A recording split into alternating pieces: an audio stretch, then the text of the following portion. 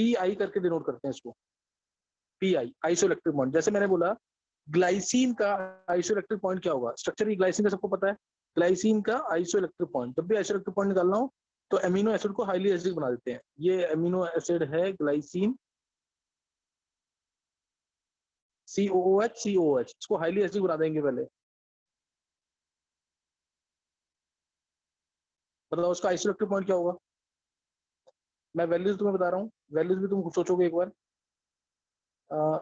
Values जो दे रखी हैं, सपोज इसका पीके दे रखा है, इसका पीके दे रखा है, पीके ऑफ, चलो पीके एक का दे रखा है 2, पीके एक का दे रखा है 2, COH और NH3 प्लस का एक का 2 दे रखा है, एक का 10 दे रखा है। बताओ किसका 2 होगा किसका 10 होगा।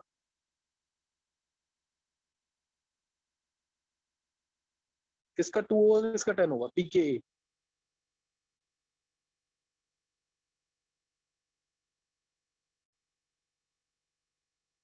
कर बोल तू, किसका पीके 2 होगा, किसका पीके 10 होगा।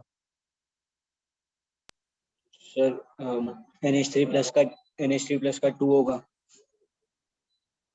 और पीके इसका 10 COH का। Yes sir. सही है। अच्छा ये गर्भ मंगला सही है।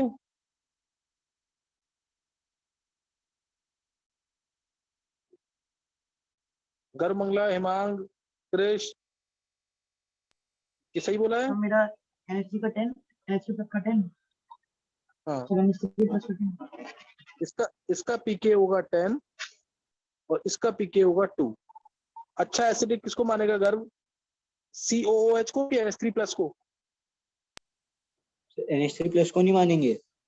नहीं नहीं नहीं, COH अच्छा एसिड है ना, ये अपना H+ जल्दी रिलीज नहीं करेगा। क्या NH3 प्लस अपना H+ रिलीज करने के बाद स्टेबल है। प्लस है, नो डाउट प्लस है, तो कुछ एसिडिक कैरेक्टर होगा इसका, लेकिन COOH से अच्छा थोड़ी हो जाएगा। सही है। ठीक है सर। तो अब तुम्हें बताना है इसका, अब इस कंपाउंड का यानी ग्लाइसिनेट जो आयन मैंने लिखा है इसका बताओ क्या होगा isoelectric point. What will be the isoelectric point of this compound NH3 plus CH2 COOH, इसका आइसोइलेक्ट्रिक पॉइंट क्या होगा।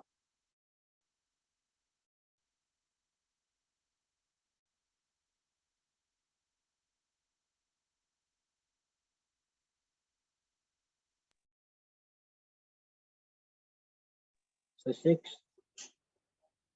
देखो इसका आइसोइलेक्ट्रिक पॉइंट, हाँ ये किसने गर्भ सिंगल बोला। Yes sir. हाँ कैसे गर्भ, सर दोनों का एवरेज निकाल लिया। क्यों निकाला है। तो मतलब उस पॉइंट से मतलब चेक करेंगे पीके के एवरेज से, तो COH 4 के फैक्टर से ज्यादा अच्छा एसिड होगा और NH3 प्लस 4 के फैक्टर से कम अच्छा एसिड होगा। अब सुनना एक बार, ये टॉपिक तुम्हें लास्ट ईयर आने के क्लिप में मैंने कराया हुआ है। पीएच ऑफ एम्फोटेरिक सॉल्ट, अगर तुम्हें ध्यान हो, पीएच ऑफ एम्फोटेरिक सॉल्ट, ये एम्फोटेरिक तो है, होता ही ना ग्लाइसिन, जो ग्लाइसिन है इसके अंदर एसिडिक बेसिक ग्रुप दोनों होते हैं ना, ये एम्फोटेरिक तो होता ही है। लेकिन अब इसका एक्सप्लेनेशन सुनेंगे ढंग से। देखो आइसोइलेक्ट्रिक पॉइंट अगर निकालना है तो तुम्हें क्या, तुम्हारे पास क्या होना चाहिए, एक एसिडिक ग्रुप होना चाहिए, एक बेसिक ग्रुप होना चाहिए, यानी एक पॉजिटिव चार्ज रहे कंपाउंड पे और एक नेगेटिव चार्ज। अभी सिर्फ पॉजिटिव चार्ज है, अभी क्या है, सिर्फ पॉजिटिव चार्ज। मान लो मैंने इस कंपाउंड के लिए, बहुत ध्यान सुनना लाइन, ये जो मैं बता रहा हूँ ना तुम्हें डायरेक्ट याद करना, डायरेक्ट मैं याद करा दूंगा, 5 मिनट का काम है, ठीक है, 5 मिनट में तुम्हें डायरेक्ट याद हो जाएगा। लेकिन एडवांस के लिए बहुत इंपॉर्टेंट है, इसके काफी क्वेश्चन आए हुए हैं, वो तभी तुम सीख पाओगे जब पूरी एक्सप्लेनेशन बताओगी। डायरेक्ट आंसर बता दूंगा कैसे निकालना है, पहले एक बार एक्सप्लेनेशन देखो। इसके अंदर अगर मैंने बोला इसका आइसोइलेक्ट्रिक पॉइंट निकालना है, सबसे पहले तुम्हें इसको क्या बनाना पड़ेगा, न्यूट्रल। न्यूट्रल कैसे बनेगा, जब एक पॉजिटिव चार्ज हो और एक नेगेटिव चार्ज हो। अब बताओ अगर मैंने इस कंपाउंड के लिए pH 1 रखा तो क्या इस कंपाउंड पे कोई फर्क पड़ेगा, क्या इस कंपाउंड को फर्क पड़ेगा अगर मैंने pH 1 रखा, नहीं पड़ेगा ना। pH 1 तो हाईली एसिडिक हो गया और कंपाउंड एसिडिक है, तो इसमें अगर मैंने pH 2 रखा तो भी कोई फर्क नहीं पड़ेगा। जैसे ही मैं pH इसमें 2.01 करता हूँ, 2.02 करता हूँ, जैसे ही मैंने pH इसका बढ़ा दिया, 2.1 कर दिया, तो इमीडिएटली कौन सा H+ लूज हो जाएगा, किसके लिए बेसिक मीडियम का काम करेगा, किसके लिए ये pH 2.1 बेसिक मीडियम का काम करेगा? बोलो।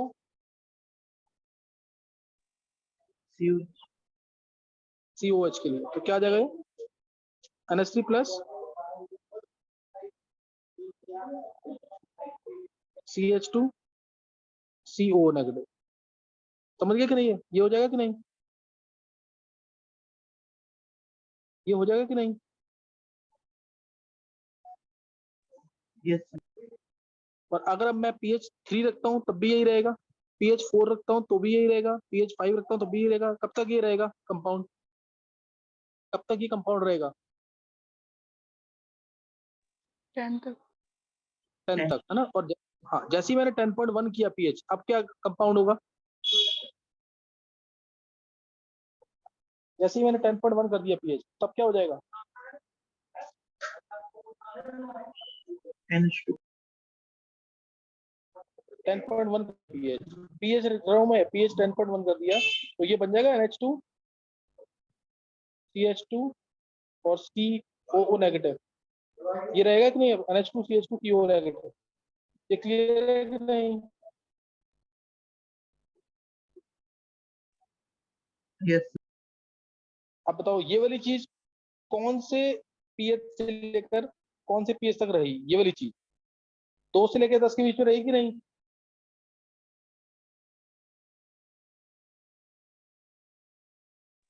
यस बोलो। दो, तो इसलिए 2 से 10 के बीच में, सही ना? 2 से 10 के बीच में, दैट मींस इसका आइसोइलेक्ट्रिक पॉइंट क्या होगा? pk1 plus pk2 pi isoelectric point, pi क्या है? Isoelectric point. ये क्या होगा?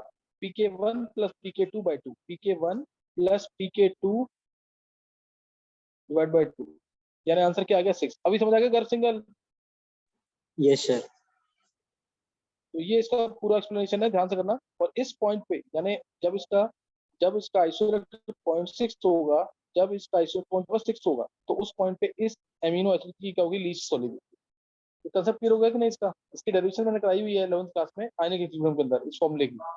और अभी मैंने एक्सप्लेन कर दिया कि कैसा है। 2 से 10 के बीच में, 2 से 10 के बीच में ये न्यूट्रल रहेगा, यानी एक पॉजिटिव चार्ज और एक नेगेटिव चार्ज रहेगा। तो इसका आइसोइलेक्ट्रिक पॉइंट जो होगा वो क्या होगा? P I will be equal to pk1 plus pk2 by 2, pk1 plus pk2 by 2। Clear हो गया कि नहीं? है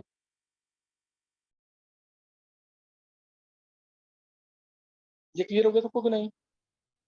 यस चलो अभी यस समझ आ सर। गया। आइसोइलेक्ट्रिक पॉइंट तब निकलेगा जब एक पॉजिटिव एक नेगेटिव चार्ज हो। अब नेक्स्ट निकालोगे तुम, नेक्स्ट आइसोइलेक्ट्रिक पॉइंट। नेक्स्ट निकालना तो सपोज लिया मैंने, ये ले लेते हैं उसमें NH3 प्लस CH2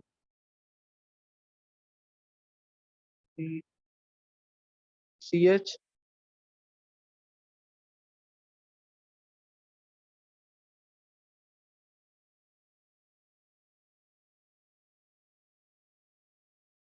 CH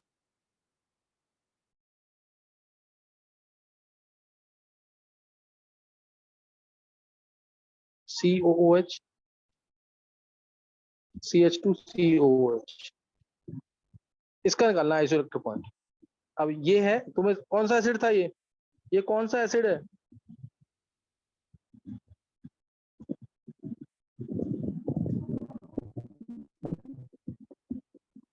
नहीं यार, तुम लोगों ने 20 अमीनो एसिड के नाम याद नहीं किए, इसका मतलब ये तुम लोग अभी ना काम नहीं कर रहे हो। कल काइनेटिक्स और सरफेस का टेस्ट रखा हुआ है, पढ़ लिया किसी ने कि नहीं? काइनेटिक्स और सरफेस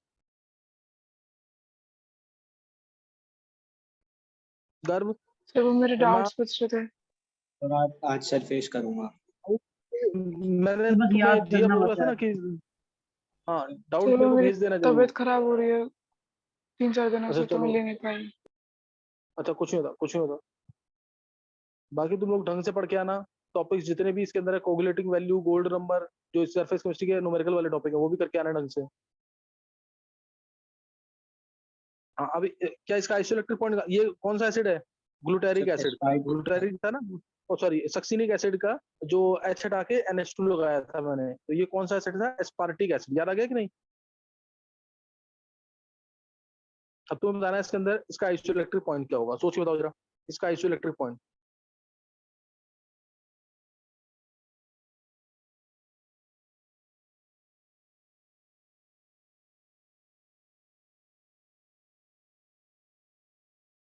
उससे पहले ना एक चीज बहुत इंपॉर्टेंट, ये ट्राई करो जरा। इसमें किसी एक का जो पीके 1 है वो है 2, दूसरे का है से 4 और तीसरे का है 10। तो बताना किसका किसका 2 है, किसका 4 है, किसका 10 है। क्या क्वेश्चन क्लियर है ये? पहले ये बताओ, पीके 1 2 किसका होगा, पीके 2 4 किसका होगा, पीके 3 10 किसका होगा। पीके 1 पीके 2 पीके 3 वैल्यूज असाइन करो एक बार।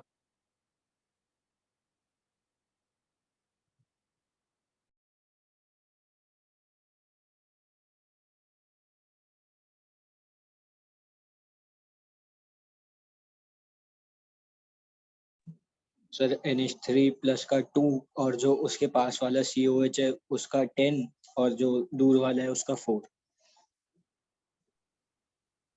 गर्व तू कैसे आंसर दे रहा है? मतलब पूरा जीओसी लगानी है इसके अंदर, सिर्फ सिंपल जीओसी लगानी है। क्या आंसर दे रहा है ये? और कौन बताएगा इसका आंसर? हिमांग, गर्व, प्रेश?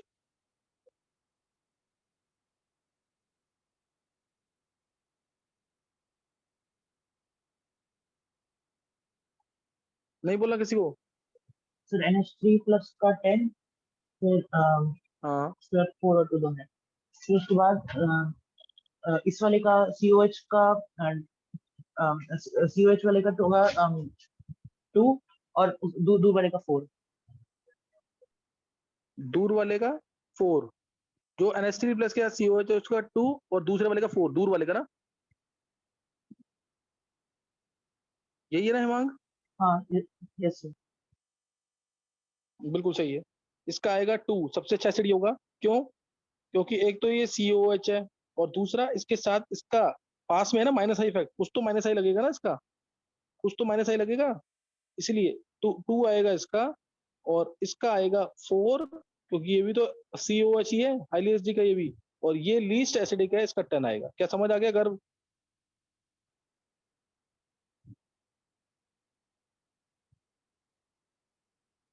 गर्व समझ आ गया कि नहीं? और किसी ने निकाला था ये answer exact with proper reason? दो सर COH मेरा NH3 प्लस के रीजन साथ सही है, था, वो NH3 मैंने प्लस उसके। गलती से उल्टा बोल दिया। अच्छा, वो NH3 प्लस जो है माइनस आई इफेक्ट का काम करेगा, NH3 प्लस काम करेगा माइनस आई इफेक्ट का, और COH जो दूर वाला है वो उसका होगा, उसका कितना होगा, 4।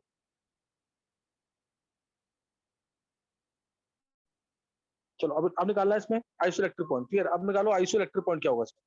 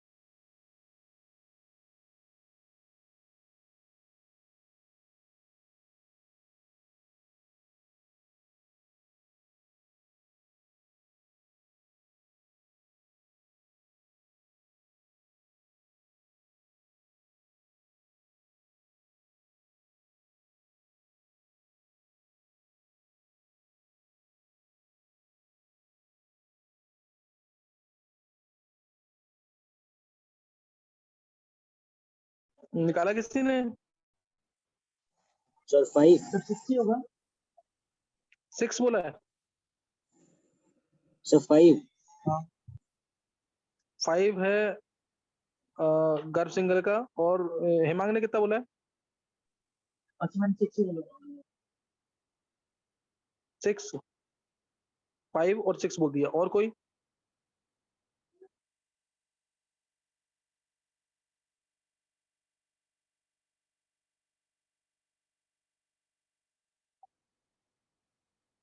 गर्भ मंगला क्लास में नहीं है क्या? Yes sir. गर्भ आंसर नहीं बोल रहा तू?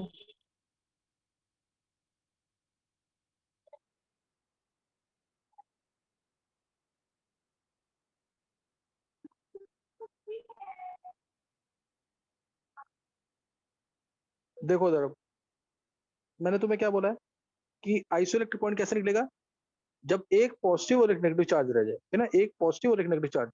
देखो इस केस में क्या होगा, इस केस में जब मैंने पीएच रखा अगर 1, क्या कोई फर्क पड़ेगा इस पे? पीएच 1 रखा तो कोई फर्क पड़ेगा इस पे क्या?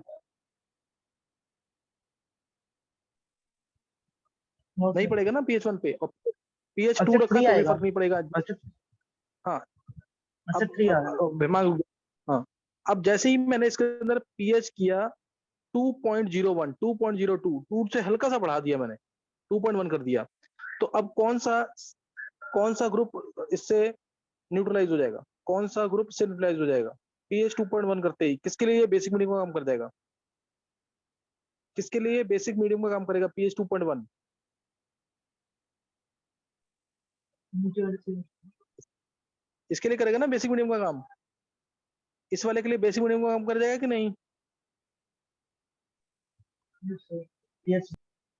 तो समझ आ गया सबको कि नहीं? ये पूछना दोबारा पूछ लो। 2.1 करते ही जिसका पीके 2 है उसके लिए एक पीएच 2.1 काम करेगा बेसिक मीडियम का, इसलिए इसका मैं एच हटा के नेगेटिव चार्ज लगा रहा हूँ।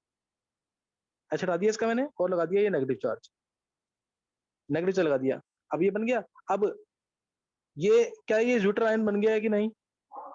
क्या ये ज्यूटर आयन बन गया है कि नहीं? एक पॉजिटिव एक नेगेटिव चार्ज आ गया इसके पास कि नहीं? एक यस बार सर। चेक करो इसका, एक पॉजिटिव है ना। अब ये पॉजिटिव और नेगेटिव ये कब तक रहेगा? अब मैं पीएच 3 भी कर दूं क्या कोई फर्क पड़ेगा? 3 पे कोई फर्क नहीं पड़ना। फोर्थ कर दिया तो भी कोई फर्क नहीं पड़ना। जैसे ही मैं पीएच 4.1 करूंगा तो क्या होगा? जैसे ही मैं पीएच, हाँ सही अर्शी, जैसे ही मैं पीएच 4.1 करूंगा तो क्या होगा? पीएच 4.1 करते ही क्या होगा? सी और नेगेटिव।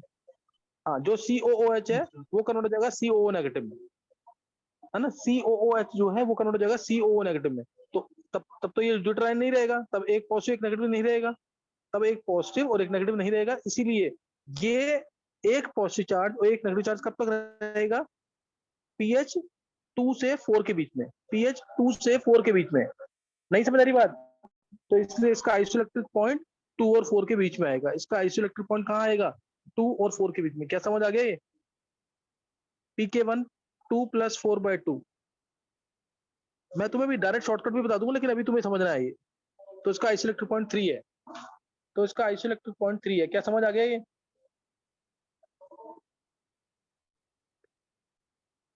तो 3 यस। पे आइसोइलेक्ट्रिक पॉइंट 3 पे, और कौन से आइसोइलेक्ट्रिक पॉइंट पे, कौन से पॉइंट पे, कौन से पीएच पे इसकी सॉल्युबिलिटी लीस्ट होगी? एस्पार्टिक एसिड की जो सॉल्युबिलिटी है किस पे लीस्ट होगी? 3।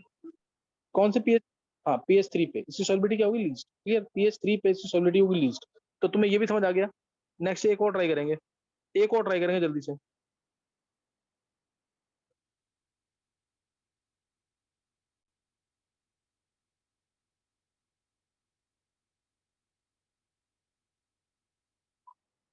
देखो अब एक और ले रहे हैं, एक एग्जांपल और। अब इसमें निकालना ये सबको समझ आना चाहिए। अब तीसरा एग्जांपल है इसका आइसोइलेक्ट्रिक पॉइंट का।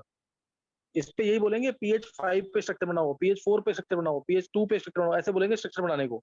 ये स्ट्रक्चर बनाना तुम्हें आना चाहिए, इसलिए यही सिखा रहा हूँ मैं तुम्हें। नेक्स्ट अब है जैसे लिया मैंने CH2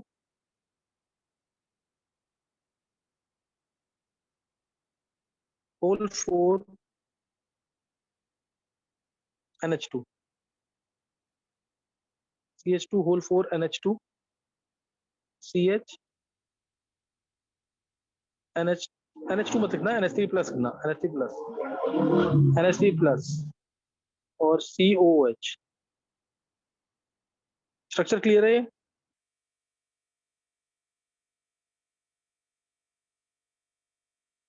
अब तुम्हें बताना है इसके अंदर बताना, एक का पीके दे रखा है 3, एक दे रखा है 9 और एक दे रखा है 11। 3 9 11 असाइन करो वैल्यूज पीके की। 3 किसकी होगी, 9 किसकी होगी, 11 किसकी होगी? 3 वैल्यू किसकी होगी, 9 किसकी होगी, 11 किसकी होगी?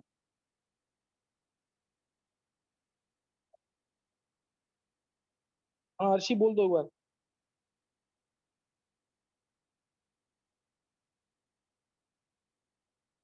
हाँ सही है अर्शी, बिल्कुल सही है अर्शी। अर्शी टेस्ट में मार्क्स आने चाहिए, टेस्ट में मार्क्स भी हाँ सही है अर्शी।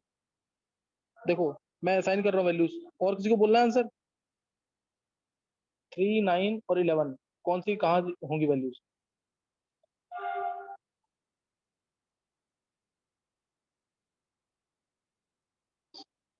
देखो 3 होगी वैल्यू, ये बोल हेमांग।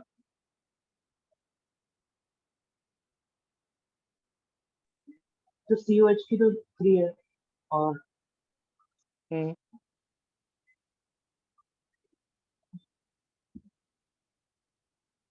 NH3 प्लस जो पास में है उसकी और 9 और इसकी 11, ये सबसे दूर जो है। समझ आया कि नहीं है? क्या ये समझ आ गया है?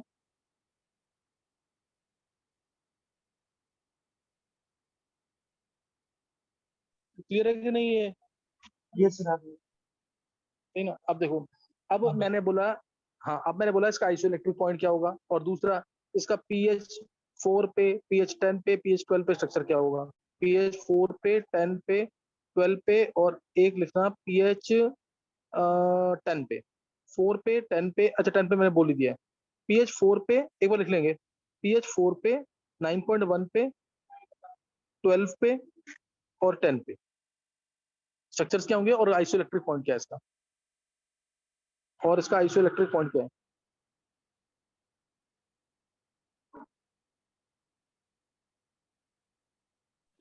सर pH 4 9.1 और 9, pH 4 9.1, 12 और 10।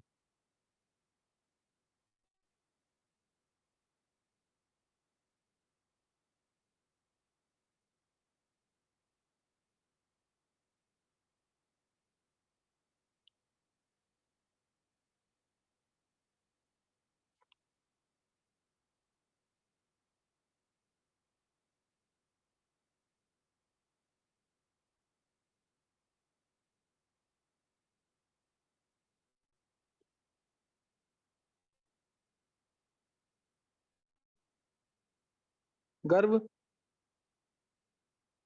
Yes sir. गर्व एक बार वो ले लियो जरा अटेंडेंस लास्ट में, जिन बच्चों ने क्लास अटेंड किया। तो कल ना सौम्या क्लास यस में थी, सर, मैंने जब अटेंडेंस ली थी उस समय नहीं होंगे। तो हो सकता है।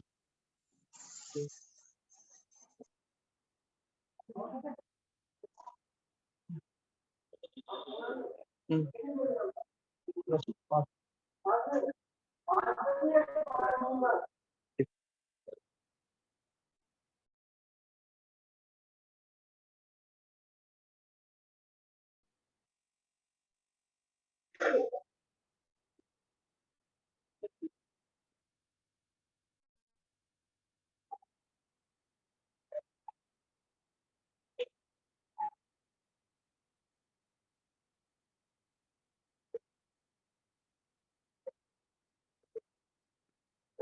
हाँ तान्या सही है। देखो जरा आंसर, एक बार आंसर देख लेंगे। देखो अगर मैंने पीएच रखा, इसमें पीएच रखा 1 और 2 या 2.5, क्या कोई फर्क पड़ेगा? 1, 2 और 2.5 पे कोई फर्क पड़ेगा कि नहीं?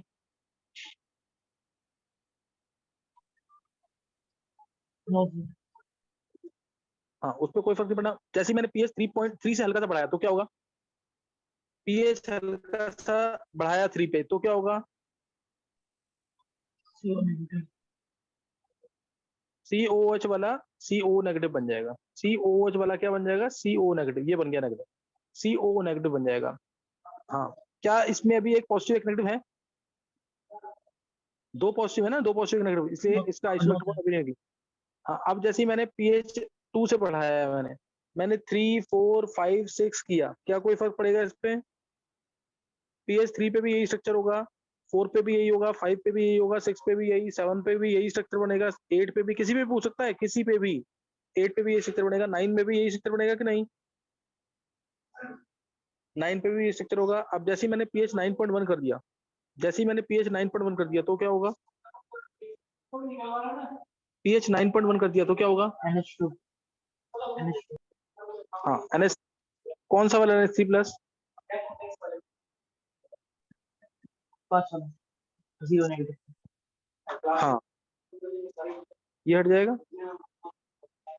देखो ये वाला NH3 प्लस जो है NH2 बन जाएगा, ये मैं लिख रहा हूँ उसको NH2, ये NH3 प्लस बन गया NH2, ये बन गया। अब इस पे एक पॉजिटिव एक नेगेटिव आ चुका है। अब ये कब तक रहेगा? अब पीएच मैंने 9.1 से 10 कर दिया तो स्ट्रक्चर क्या रहेगा? यही रहेगा, डिफरेंट रहेगा? 9.1 की जगह 10 कर दिया तो स्ट्रक्चर यही रहेगा, अलग रहेगा? ये रहेगा। तब भी यही रहेगा, 10 पे भी रहेगा, 10.9 तक भी ये रहेगा, 10.9 तक भी ये रहेगा। जैसे ही मैंने 11 से बढ़ाया पीएच तो स्ट्रक्चर चेंज हो जाएगा कि नहीं? जैसे ही मैंने 11 से बढ़ाया पीएच तो स्ट्रक्चर चेंज हो जाएगा कि नहीं? यस तो अब ये स्ट्रक्चर कब तक रहा? पीएच कौन से पीएच से कौन से पीएच तक रहा स्ट्रक्चर?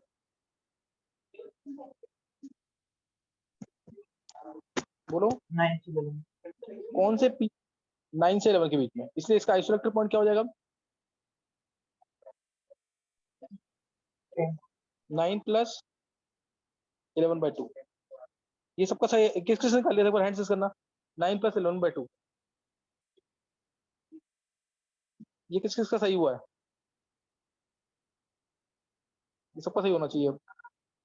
अर्शी, तान्या, विधि, गर्भ सिंगल, जिया, ध्वनि, हिमांश, शरद, मनन, कृष, ये 10 बच्चे ही हैं और नहीं हुआ सही किसी का? समझ नहीं आ रहा इसका मतलब। अब मैं डायरेक्ट बता रहा हूँ उसका तरीका जल्दी से, बस इसका तरीका मैं डायरेक्ट बता रहा हूँ एक बार। देखो ये आ गया ना। अब पीएच 10 अगर मैंने पीएच कर दिया 11.1 तब स्ट्रक्चर क्या बन जाएगा? 11.1 करते ही पीएच स्ट्रक्चर क्या बन जाएगा? ये वाला NH3 प्लस भी क्या बन जाएगा? NH2। ये NH2 बन ये NH2 बन जाएगा, स्ट्रक्चर ये बन जाएगा। समझ आ गया कि नहीं? आइसोइलेक्ट्रिक पॉइंट इसका 10 है जिसपे सॉल्युबिलिटी क्या होगी? लीस्ट होगी। आइसोइलेक्ट्रिक पॉइंट इसका 10 है जिसपे सॉल्युबिलिटी क्या होगी? लीस्ट। अब तुम यहाँ पे दिमाग में डायरेक्ट रख लो, अगर एसिडिक अमीनो एसिड दे रखा है तो जो एसिडिक अमीनो एसिड यानी COOH ग्रुप 2 है या जितने भी 2 या 2 से ज्यादा है, तो जो सबसे छोटे पीके हैं उनका मीन ले लो। तुम चेक कर लो बेशक, जो सबसे छोटे पीके हैं उनका मीन ले लो, और अगर बेसिक है तो जो सबसे बड़े हैं उनका मीन ले लो।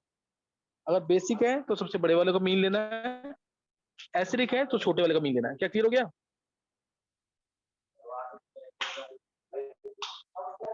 ये समझ आ गया? डायरेक्ट एक्सप्लेनेशन भी समझिए, लेकिन तुम्हें इससे आंसर तो समझ आ गया, लेकिन वो बोलेगा इस पीएच पे बनाओ स्ट्रक्चर, इस पीएच पे स्ट्रक्चर बनाओ, वो इसी से पता लगेगा, वो इसी से पता लगेगा। ध्यान रखना इसका। तो इसे ये एक्सप्लेनेशन इंपॉर्टेंट है इसकी। आइसोइलेक्ट्रिक पॉइंट क्या है और स्ट्रक्चर्स कैसे बनेंगे डिफरेंट पीएच पे। अभी मैं अगला टेस्ट जो लूंगा ना मैं, अभी काइनेटिक सरफेस का कल हो जाएगा, उसके बाद मैंने 6 चैप्टर का टेस्ट तुम्हें बोला हुआ है ना, स्टार्टिंग के 6 चैप्टर का, और फिर होगा बायोमोलिक्यूल्स पॉलीमर्स। बायोमोलिक्यूल्स पॉलीमर्स ये दिमाग में रखना जरूर, बायोमोलिक्यूल्स पॉलीमर्स का टेस्ट होगा इसके बाद। तो आइसोइलेक्ट्रिक पॉइंट तुम समझ आ गया आज? आइसोइलेक्ट्रिक पॉइंट यस ये आइसोइलेक्ट्रिक पॉइंट था। अब एक बार, अब इसमें जो थ्योरी वाला पार्ट है थोड़ा सा सुन लेंगे बस, थ्योरी वाला पार्ट। ये तुम्हें पता होगा ओलिगोपेप्टाइड क्या है, पॉलीपेप्टाइड क्या है, प्रोटीन क्या है। ओलिगोपेप्टाइड क्या है, ओलिगोपेप्टाइड क्या होते हैं, सुन लेंगे सिर्फ। ओलिगोपेप्टाइड क्या होता है?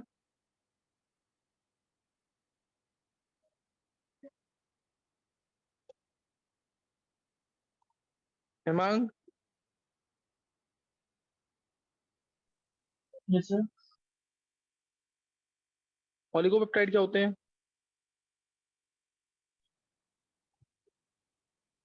देखो एक बार सुन लेंगे। ओलिगोपेप्टाइड यानी, मैंने तुम्हें ओलिगो वर्ड के लिए बताया हुआ है कि हाइड्रोलाइज करने पर जो 2 से 10 मॉलिक्यूल्स हैं। मैं बात कर रहा हूँ प्रोटीन्स की, तो जो हाइड्रोलाइज होने पर 2 से 10 एमिनो एसिड देगा वो ओलिगोपेप्टाइड। हाइड्रोलाइज होने पर जो 2 से 10 एमिनो एसिड देगा वो ओलिगोपेप्टाइड है। पॉलीपेप्टाइड क्या होगा? जो 10 से 100 के बीच में एमिनो एसिड देगा वो पॉलीपेप्टाइड है। ये भी बोलेंगे, याद कर लेंगे। और प्रोटीन जो ग्रेटर देन 100 एमिनो एसिड देगा वो प्रोटीन, जो ग्रेटर देन 100 एमिनो एसिड देगा वो प्रोटीन है। क्या क्लियर हो गई मेरी बात? ओलिगोपेप्टाइड क्या है? ओलिगोपेप्टाइड क्या है?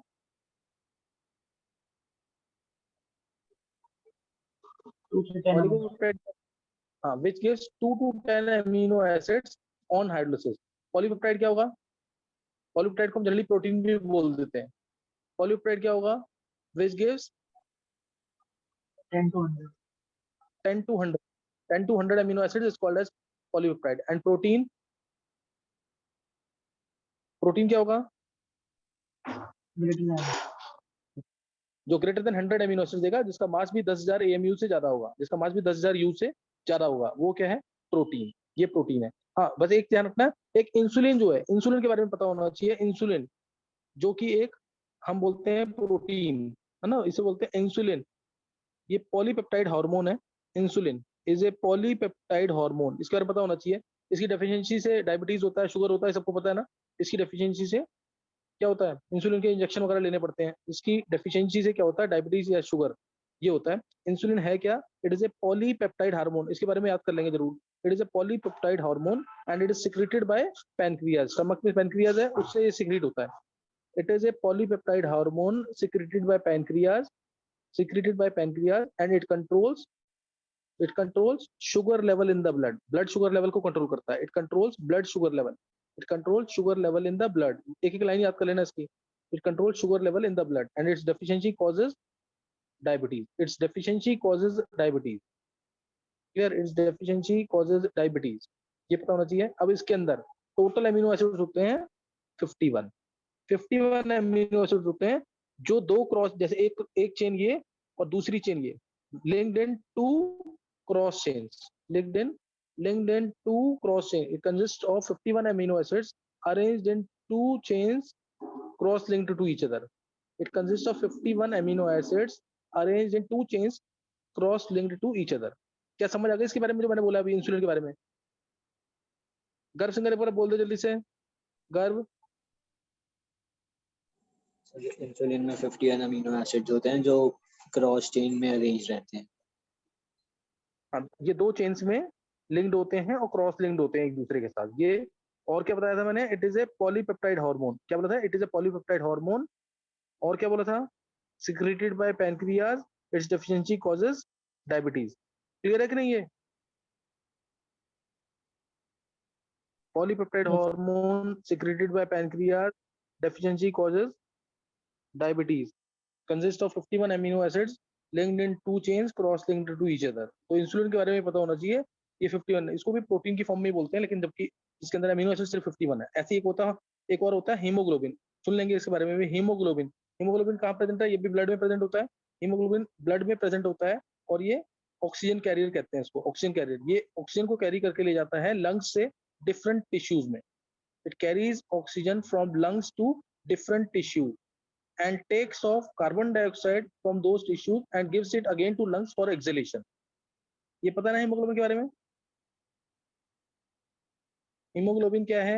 ये भी प्रोटीन है, पॉलीपेप्टाइड है। 574 अमीनो एसिड्स होते हैं इसके अंदर 574 अमीनो एसिड होते हैं। ब्लड में प्रेजेंट होता है, ऑक्सीजन को कैरी करता है, लंग्स से ले जाता है डिफरेंट टिश्यूज के पास, वहां से CO2 को कैरी करता है और लंग्स को दे देता है फॉर एक्सहेलेशन। 574 अमीनो एसिड होते हैं इसके पास, 574 अमीनो एसिड्स। क्लियर हो गया यहाँ तक कि नहीं? Yes. बस कल मैं तुम्हें ये जो है ना, इसका स्ट्रक्चर ऑफ प्रोटीन बताऊंगा डिफरेंट क्लासेस में, जो हम स्टडी करते हैं डिफरेंट क्लासेस में जो स्टडी करते हैं, वो मैं कल तुम्हें बताऊंगा। एक चीज मैं तुम्हें ऑलरेडी बता चुका हूँ, ये क्लासिफिकेशन ऑफ प्रोटीन जो है ना, क्लासिफिकेशन ऑफ प्रोटीन, एक है on the basis of hydrolysis products, जिसमें मैंने तुम्हें बताया simple proteins, conjugated protein, derived protein. एक मैं बताऊंगा classification of proteins on the basis of molecular structure, उसमें आता है ग्लोबुलर प्रोटीन और फाइब्रस प्रोटीन। उसमें क्या है? ग्लोबुलर प्रोटीन और फाइब्रस प्रोटीन। कल मैं ये बताऊंगा तुम्हें। और उसके बाद जो डिफरेंट क्लासेस में स्ट्रक्चर स्टडी करते हैं प्रोटीन का, वो स्टडी करेंगे। होमवर्क करके आना है पूरा सारा, सही ना? कल होमवर्क करके आना है। ऑर्गेनिक क्लास होगी, इसको पढ़ लेना है जरूर, बायोमोलिक्यूल्स को भी, इसको छोड़ना नहीं है। और काइनेटिक सरफेस का टेस्ट होगा कल। सर आज वाली रिकॉर्डिंग थोड़ा जल्दी अपलोड कर देना प्लीज। अच्छा, सही। हर चीज सेंड कर देना मेरे को।